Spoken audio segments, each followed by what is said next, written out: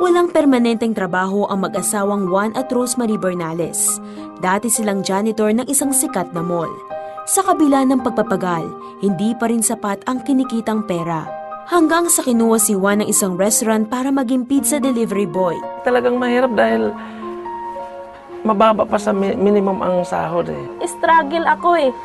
Tapos wala kaming pera. Ang utang namin dito halos sa tindahan inabot na ng 3 buwan, 4 na buwan. Nahihiya na ako. Ang buwan ng sweldo ni Juan ay napupunta lamang sa mga utang, bilihin at upa ng bahay. Dahil sa hirap ng buhay, lagi na pagtatalunan ng mag-asawa ang pera. Nagsisisi ako kung bakit ikaw na pangasawa ko. Hindi mo naman pala kami kayang buhayin. Ang anak mo, naghihirap kami ngayon. Kahit pambaon ng anak ko, wala. Naawa din ako sa anak namin.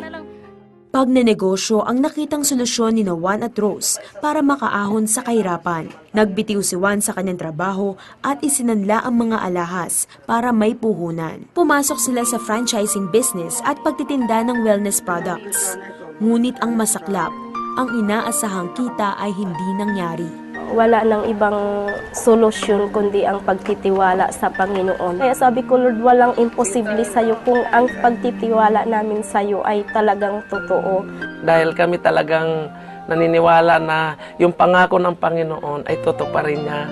Isang kaibigan na nagikayat sa mag-asawa na manood ng programang The 700 Club Asia. So sabi ni Connie Reyes, marami daw taong kay Kristiyano na ang gustong umani, pero hindi naman nagtatanim. Kaya doon po kami mag-asawa na noong So nakita namin sa 700 Club na ang dami pong tinutulungan nila, yung Operation Blessing. So naisip namin, dapat pala nagtatanim din tayo sa matatabang lupa. Kung gusto nyong umani ng malaki, di magtanim din kayo ng malaki. Tumimo ang mensaheng iyon sa mag-asawa. Nang mga panahong iyon ay may naitabing 1,000 piso si Rosemary. Nais man niya itong ihandog sa Panginoon, may pag-aagam-agam siya na ibigay itong lahat dahil ito na lang ang nalalabi nilang pera.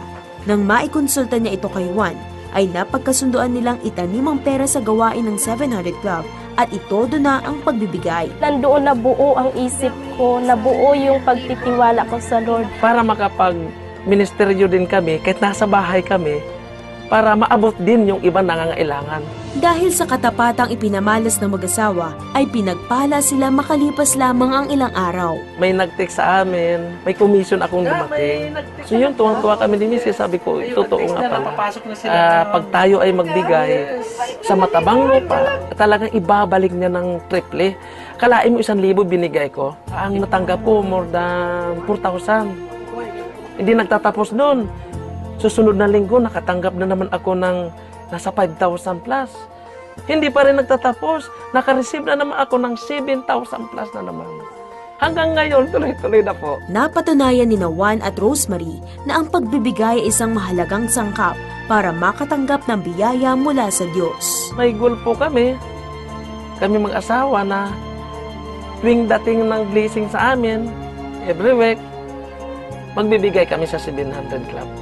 Pag nangangailangan kami pinansyal, nandyan agad ang pinansyal. So nandyan talaga, sabi namin, talaga ang Diyos buhay. Diba sa Bible, na ang sabi sa Malakay 3:10, subukin mo lang ako, ay bubuksan ko yung durungawan. Talagang ibibless ka ng Panginoon pala.